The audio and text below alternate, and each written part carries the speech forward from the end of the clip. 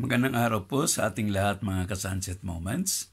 At balik tayo ngayon sa ating ano tong tawag natin dito, singular talk. Sharing, no? Sharing tungkol sa mga ating mga nakalipas na kumbaga natutunan o may nakuha kang aral sa mga dinaanan mo sa buhay, no?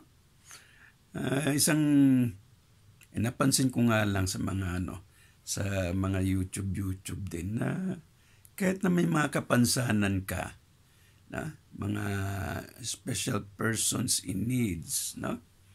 And mga kumbaga ang tawag nila doon PWD, na persons with disability, pero masyadong pinababa mo naman yung mga may disabilities kaya tinawag na ring persons or children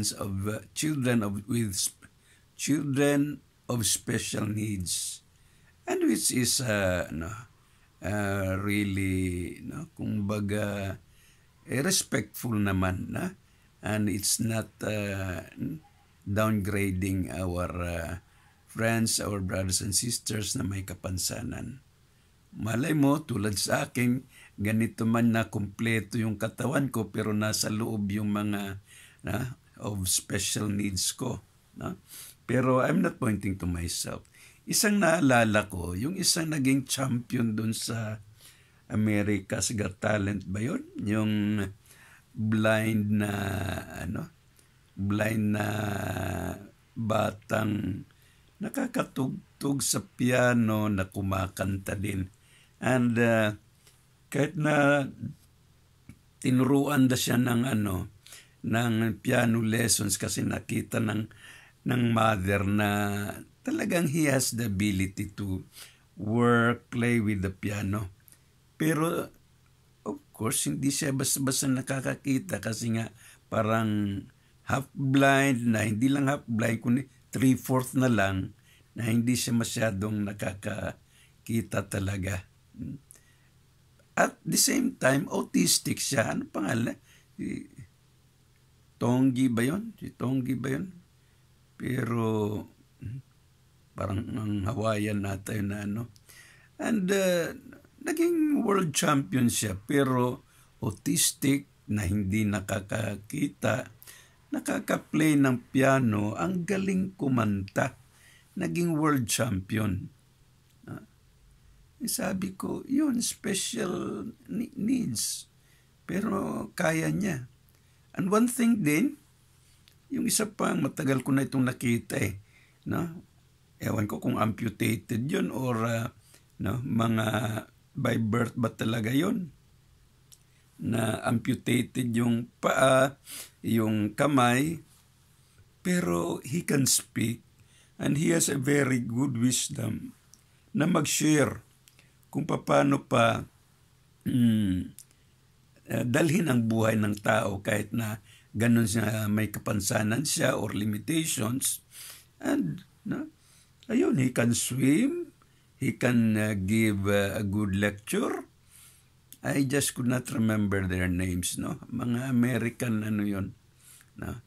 Pero maraming mga bagay-bagay na kumbaga wag nating pansinin na sa kanilang mga struktura or physical appearances. No?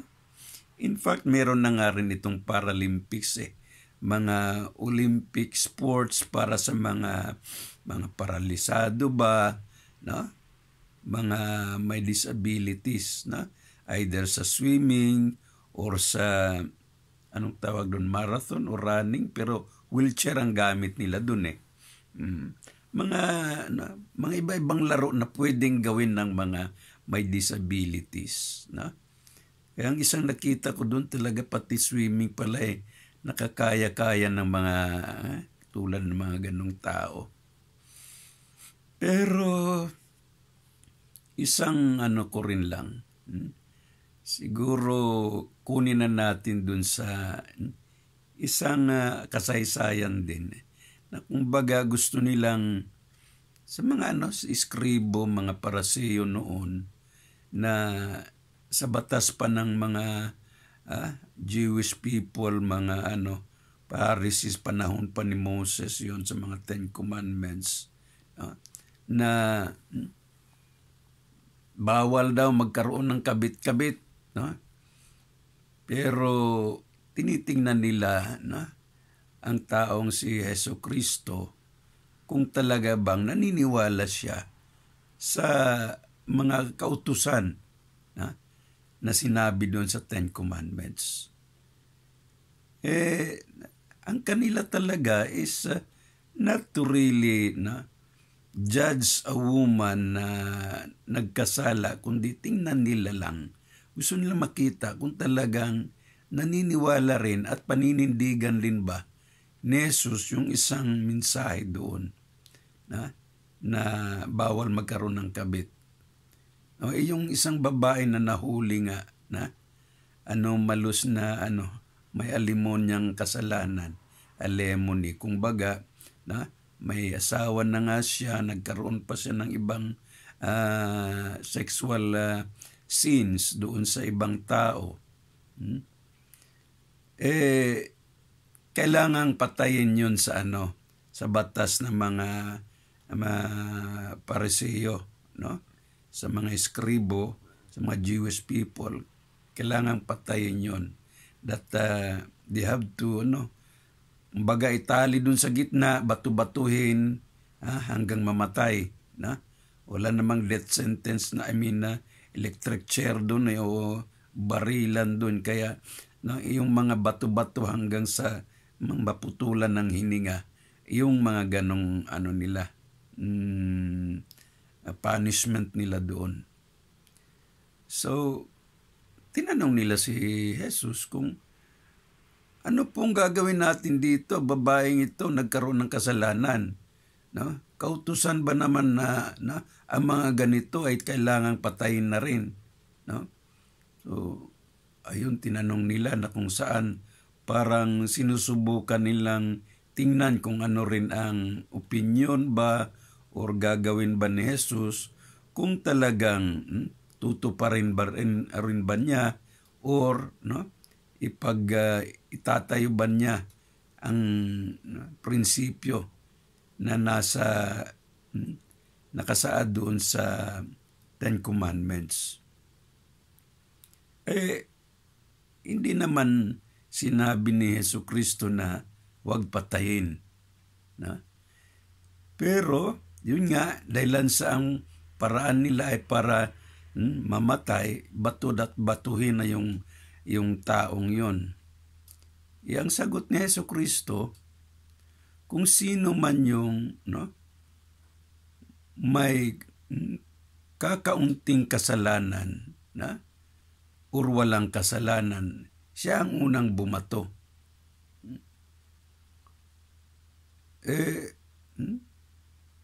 Sa pagkarinig ng mga Pariseo, mga eskribo, mga Jewish people,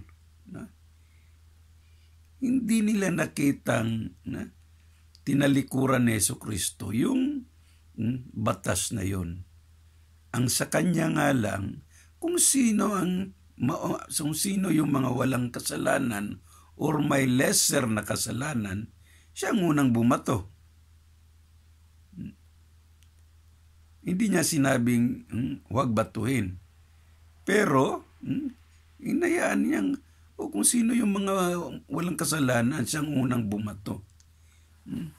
He who have less sin can cast the first stone. Natauhan yung mga doon, mga Jewish people doon. Kaya dahan-dahan silang umalis, nilaglag yung mga bato-bato nila doon.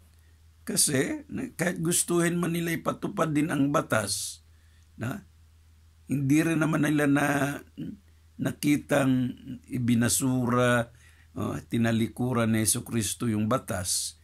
Pero sila rin ang tinamaan dahilan sa hindi sila makabato-bato kasi sila mismo may kasalanan din pala. So anong nangyari?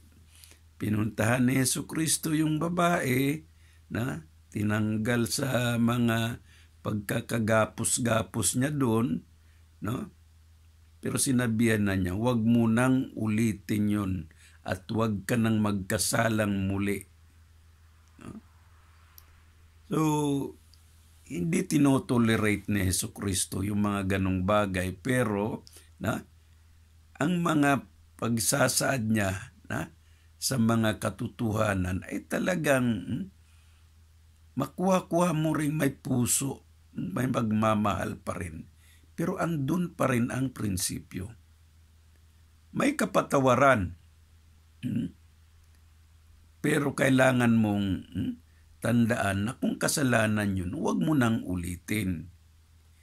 Ikaw naman na, kung baga, nakaupo at gusto mong pumatay o humusga, huwag mong isipin na purke hindi ka nahuling may kasalanan, kaya ikaw na rin, huhusga ka na rin at ipapatupad mo na rin kung ano yung dapat na gagawin. Sasabihin mo, uy, huwag kayong magnakaw dyan. Siya rin pala magnanakaw. Nangungupit ng pera doon sa bulsa ng may bulsa. Kaya nakakahiyang turuan mo ang isang tao na huwag gumawa ng mali kung ikaw rin pala ay gumagawa rin ng mali. Nabanggit ata ito doon sa National Peace Rally noong Lunes, na yun nga, nakita-kita ko na may isang convicted na taga-kamara na siya na nga ang may sala, although hindi pa siya nakakulong dahil nag-apila siya dun sa Supreme Court, pero convicted na siya sa lower court.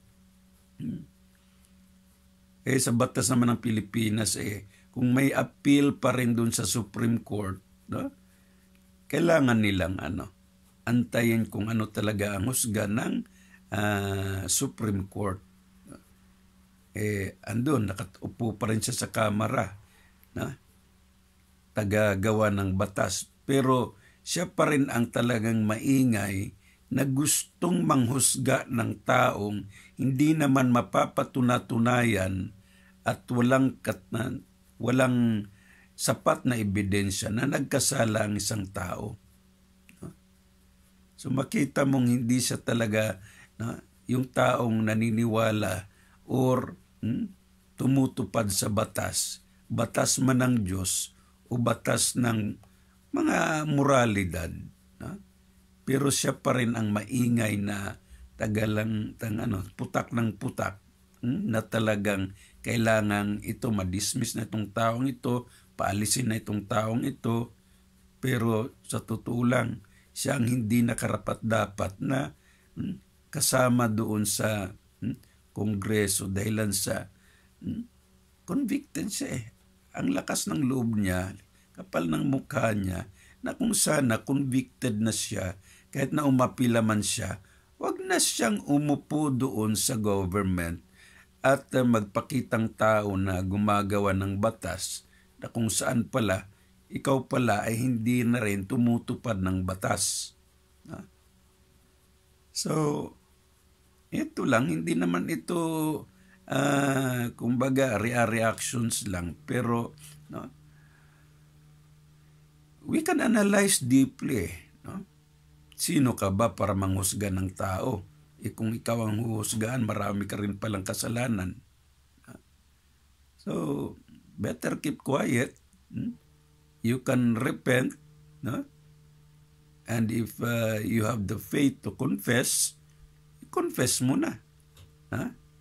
Pero tinatalikuran mo pa rin na you are not guilty, umaapila ka pa rin, I am not guilty.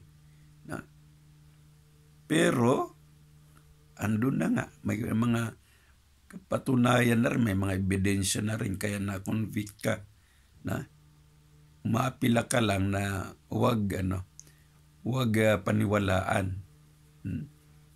Pero, wala na siyang mukha dapat na umarap at magsabing tagagawa siya ng isa sa mga tagagawa ng batas. No? Maraming mga ganyan, kahit na pare nga lang na magkaroon ng mga molestation, ini-excommunicate na. Tinatanggal na sa pagkakapare. Na? Pero siya naman, hindi man korte or hindi man niya maisip-isip na siya mismo may husga na sa kanya yung lower court, andun pa rin. Na? So, moral corruptions, mga talagang immoralities na talagang andun pa rin sa katauhan, sang katauhan. No? Pero hindi lang sa Pilipinas, just recently, ito namang sa South Korea, nagkagulo-gulo. No? Isang presidente nagproklama ng martial law, tapos ayaw pala ng mga taga-gobyerno na mag-martial law. Kumbaga, naging random lang yung proclamation ng martial law. Agad-agad tumayo yung mga politicians, mga tao na hindi pwede yung martial law. The following day, tinanggal yung martial law, tuloy-tuloy, nag-ingay ang mga tao, gusto nilang paalisin na yung presidente. Ayaw bumaba ng presidente, pero may impeachment na rin para sa kanya. Kaya nagkalabu-labuan ang political leadership doon sa Korea. No? Mga ganitong bagay na dapat tingnan mabuti, hindi lamang sa man-made law, kundi sa prinsipyo na rin ng Diyos, nagawa ng Diyos. Tao man si Jesucristo, hindi niya nilabag ang utos ng Diyos. No? Bawal ang kabit, yes. Kung may kabit ba, o sabihin kailangan patayin. O kung sino yung walang kasalanan or may kukunti lang ang kasalanan, siyang unang kumasa, siyang bumato. Unang bumato kung gusto nyo, kung kailangan patayin ang taong yan. So, hindi niya pinigilan, pero napatunayan ng mismong mga tao na hindi rin pala sila karapat-dapat humusga. Dahil sa sila rin mismo may naging kasalanan. So, yun lamang po.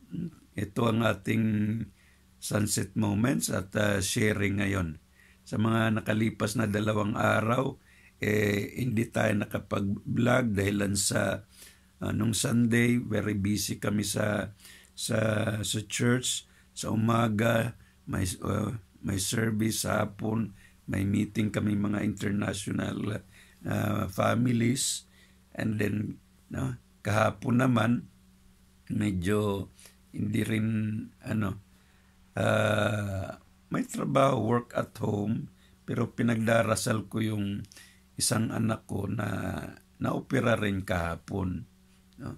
Although malayo man, pero we prayed for the success ng kanyang operation. Kagabi, nalaman ko na okay naman daw na successful naman yung operation niya, and he just need to have days, ilang araw na mapagaling pa rin na yung sugat na naopera dun sa kamay niya. Kaya ngayon lamang po tayo nakakabalik sa ating sunset moments. Hanggang dito na lamang po. Maraming salamat. God bless us all. See you next time.